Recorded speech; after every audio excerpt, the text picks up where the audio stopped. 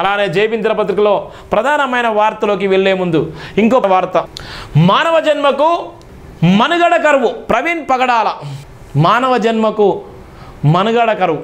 మనం రాసే వార్తలు సమాజాన్ని మేల్కొల్పాలి. ఎంతమంది చూస్తున్నారో నాకు తెలియదు, కానీ నా వీడియోలు నా మిత్రుల కన్నా నా శత్రువులకే ఎక్కువ వెళ్ళిపోతున్నాయి. నా శత్రువులు చూసినా సంతోషమే. చూడాలి, మీరు మారాలి, మీరు కూడా ఈ మానవ జన్మలో మీరు కూడా భాగస్వామ్యులే. ఈ మానవ సమాజంలో మీకు బతికే హక్కు ఉంది. రాజ్యాంగం మీకు కూడా కల్పించినటువంటి గొప్ప అవకాశం కూడా ఉంది. ఇవాళ ఉన్నటువంటి మతోన్మాదులు మారాలనే లక్ష్యంతో ఇవాళ ఉన్నటువంటి మానవ జన్మకు మనుగడ కరువు అయిపోయింది. ఎందుకు మనుగడ కరువు అయిపోయిందంటే ప్రవీణ్ పగడాలను చంపిన తర్వాత ఇలా మానవ జన్మ ఏమైపోయింది, మనుగడ కరువు అయిపోయింది. ఇక్కడ ఉన్నటువంటి దళిత యువకులను పోలీసులు చిత్రహింసలు పెట్టి కొడుతున్నటువంటి సందర్భంలో కూడా మానవత్వం ఏమైపోయింది, మానవత్వం మంట కలిసిపోయింది. ఇడిపోతుంది నా దేశము, ఇడిపోతుంది వ్యవస్థ. ఒక పక్కన ఉగ్రవాదుల గురించి మాట్లాడితే వాళ్ళని ఎవడు ఏమనలేదు. ఉగ్రవాదులు భారతదేశానికి చొరబడి అనేక మంది అమాయకులైనటువంటి ప్రాణాలు తీసినటువంటి సందర్భంలో భారతదేశం మీద ఎవడు మాట్లాడరు. వాడు ఎందుకు చొరబడ్డాడు, ఎందుకు చంపేసిలా అని ఎవరు మాట్లాడరు. అనేకమైనటువంటి నక్సలైట్ల కగార్ ఆపరేషన్లో అనేక మంది నక్సలైట్లను ఊచకోత గురి చేసి చంపేస్తుంటే ఎవడు మాట్లాడు, ఎవడు కూడా కొట్లాడరు, ఎవరు కూడా మానవత్వంతో మాట్లాడేటువంటి సందర్భాలు ఉన్నాయి. ఇలా క్రైస్తవుల విన ఇష్టానుసారంగా మాట్లాడి ఇష్టానుసారంగా సొమ్ము చేసుకొని ఇష్టానుసారంగా బూతులు తిట్టేటువంటి వాళ్ళు ఎంతోమంది ఉన్నా వాళ్ళకు ప్రోత్సహిస్తారు, వాళ్ళు మాట్లాడమని చెప్తారు. ఇలా కగార్ ఆపరేషన్లో ప్రాణాలు కోల్పోయిన అనేక మంది నక్సలైట్ల బిడ్డల గురించి వాళ్ళ కుటుంబాల గురించి ఎవరు మాట్లాడరు. వాళ్ళు చేసిన నేరమా, వాళ్ళని ఉగ్రవాదులా, వాళ్ళు ఎంతమందిని చంపేసిళ్ళు, ఎంతమంది అక్రమంగా చంపేసుకున్నటువంటి వ్యక్తులు చంపేసిళ్ళు, వాళ్ళు ఏం పాపం చేశారు? వాళ్ళు పుట్టడమే తప్ప, వాళ్ళు నక్సలైట్లుగా పోయి వాళ్ళు గన్ను పట్టుకోవడం తప్ప, ప్రవీణ్ పగడాల లాంటి వ్యక్తి బైబుల్ పట్టుకోవడమే తప్ప ఇవాళ ఉన్నటువంటి పిల్లలు చేసిన నేరం ఏంటి? ఎడిపోయింది. ఇవాళ ఎవరి చేతిలో ఉంది వ్యవస్థ? రాజ్యాంగం ఎవరి చేతిలో ఉంది? రాజ్యాంగాన్ని ఎవరు నడిపిస్తున్నారు?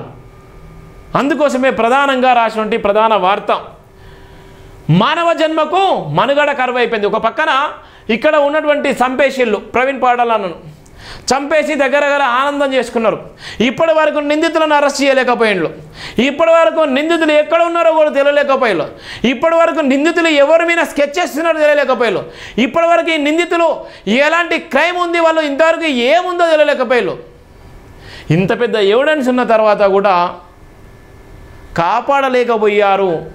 ఇప్పటికీ కూడా ఇలా ఉన్నటువంటి తన బైకు మీద పడి చనిపోయిందని ఒక అల్లరి ముఖాలు చేసినటువంటి కామెంట్స్ అక్కడ ఉన్నటువంటి ఒక సందర్భాలు చూడండి. ఇక్కడ భయంకరంగా పాపం ఆయన చనిపోయిండు. యాక్సిడెంట్ అయి చనిపోయిందా, లేకపోతే ఆయనే తాగి చనిపోయిందా, ఆయనకైనా లేకపోతే ఆయన బైక్ మీద పడి చనిపోయిందా అనేటువంటిది, ఇవన్నీ ఎన్నో లక్షలాది డౌట్స్ ఉన్నప్పటికీ ఒక్క డౌట్స్ని కూడా క్లియర్ చేయకుండా కేసును క్లోజ్ చేసిళ్ళు మనోళ్ళు. అందుకోసమే మానవ జన్మకు మనుగడ కరువు. ఒకవేళ నిజంగా ఈయన కేసు గురించి మాట్లాడాలంటే ఎవరైతే పాస్టర్లరో వాళ్ళ గురించి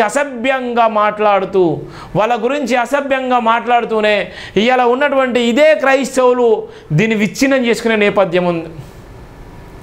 క్రైస్తవులో ఉన్నటువంటి క్రైస్తవులే ఇలా ఒక పాస్టర్ గురించి తప్పుగా మాట్లాడుతూ, ఇంకో పాస్టర్ గురించి గొప్పగా మాట్లాడుతూ, ఇంకో క్రైస్తవుని గురించి అబీజ్గా మాట్లాడుతూనే ఇవాళ భయంకరంగా ఇవాళ సమాచారాన్ని ఇలా మనువాదులకు ఇచ్చేటువంటి సందర్భాలు ఉన్నాయి. ప్రవీణ్ పగడాల చనిపోయిన తర్వాత ప్రపంచానికి పరిచయమైనటువంటి వ్యక్తి ప్రవీణ్ పగడాల గారు. ఇవాళ ఆయన ఆత్మ శాంతించాలంటే ఇవాళ ఏం చేయాలి? ఆయన న్యాయం జరగాలి. మరి ఎక్కడ న్యాయం జరిగింది? ఎవరు న్యాయం చేసిళ్ళు? ఏమైపోయింది? బైబుల్ పట్టుకొని ప్రచారం చేయడం తప్ప, బైబుల్ పట్టుకొని సమాజానికి జీసస్ గొప్పవాడని చెప్పడం ప్రవీణ్ పగడాల చేసుకున్న తప్ప. ఇవాళ ఎవడో చేసిన కేసును నిజంగా ఇవాళ బైబుల్ పట్టుకుంటే ఇష్టానుసారంగా ఇబ్బందులకు గురి చేసి, బైబుల్ పట్టుకుంటే జైలు జీవితం గడిపే విధంగా వేసినటువంటి కేసులకు ఈయనే కొట్లాడిన సందర్భంలో ఇవాళ ప్రవీణ్ పగడాల గారిని లేకుండా చేయాలనే ఒక కుట్రలా? మరి ఎక్కడ పోయింది క్రైస్తవ సమాజం? ఎక్కడ పోయిళ్ళు క్రైస్తవులు? ఎక్కడ దాచుకున్నారు క్రైస్తవులు? ఇవాళ క్రైస్తవులు ఇవాళ మీటింగులు పెడుతూ ఇవాళ క్రైస్తవులు ఇవాళ డబ్బులు దండుకొని ఇవాళ క్రైస్తవులో ఉన్నటువంటి విభేదాలు, క్రైస్తవులో ఉన్నటువంటి అనేకమైన సంఘాలు ఒక్కతాటి మీద లేకుండా ఎవరి సంఘం వాళ్ళ గొప్ప, ఎవరి సంఘము మా సంఘం గొప్ప అంటే మా సంఘం గొప్ప, మా కులం గొప్ప అంటే మా కులం గొప్పలాగా క్రైస్తవులు ఇలా కొట్టుకొని వస్తున్నారు. ఇలా ప్రవీణ్ పగడాలన్న అందరి కోసం చేసిండు. ప్రవీణ్ పగడాలన్న క్రైస్తవ మతాన్ని మాత్రమే స్వీకరించే క్రైస్తవ మతం గురించే హతసాక్షి అయింది. కానీ ఇవాళ ఉన్నటువంటి నకిలీ క్రైస్తవులు చాలా వరకు ఇవాళ ఉన్నటువంటి మనువాదులకి ఇవాళ ఇన్ఫర్మేషన్ ఇచ్చేసుకుంటా, మనువాదులకి ఇవాళ ఇన్ఫర్మేషన్ ఇచ్చేసుకొని ఇవాళ క్రైస్తవ మతాన్ని ఇంకా చులకన చేసుకునేటువంటి భావాజానులకు వెళ్ళిపోతున్నారు. ప్రవీణ్ పగడాల లాంటి వ్యక్తి ఇలా అరుదుగా కనబడతాడు.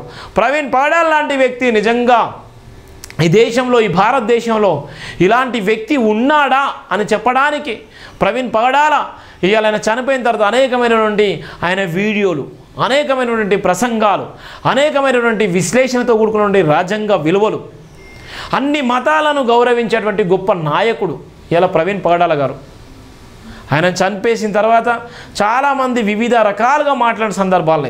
ప్రవీణ్ పగడాల గురించి మాట్లాడుంటే అనేక మంది ఇష్టానుసారంగా మాట్లాడారు, లైవ్ వీడియోలు చేసేళ్ళు, మేమే చంపేసినాం, ఏం పీక్కుంటారో పీక్కోండి అని చెప్పిన సందర్భాలు. మరి వారిని అరెస్ట్ చేయలేదు, ఎవరిని కూడా అరెస్ట్ చేయలేదు, ఎవరిని కూడా విచారించలేదు, కనీసం కేసు కూడా బుక్ చేయలేదు.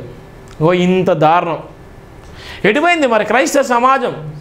క్రైస్తవులు ఇవాళ ఎటుపోయిళ్ళు? ఇలా క్రైస్తవులు ఎవరికి వాళ్ళే ఇలా సంస్మరణ సభను పెట్టుకుంటున్నారు, ఆత్మీయ సభను పెట్టుకుంటున్నారు, ఇది రకాల ఆ రకాలు వేసుకుంటున్నారు. ఇవాళ ఏం చేసుకుంటారో అర్థం కాలేకపోతున్నారు. దయచేసి చెప్తున్నాను, క్రైస్తవ సమాజమా, ఇలా ప్రవీణ్ పగడాల లాంటి వ్యక్తిని మనం చూడలేదు, కానీ ప్రవీణ్ పగడాల లాంటి ఆశయాన్ని మాత్రం తప్పకుండా మోయాల్సిన సందర్భాలు కూడా ఉన్నాయి.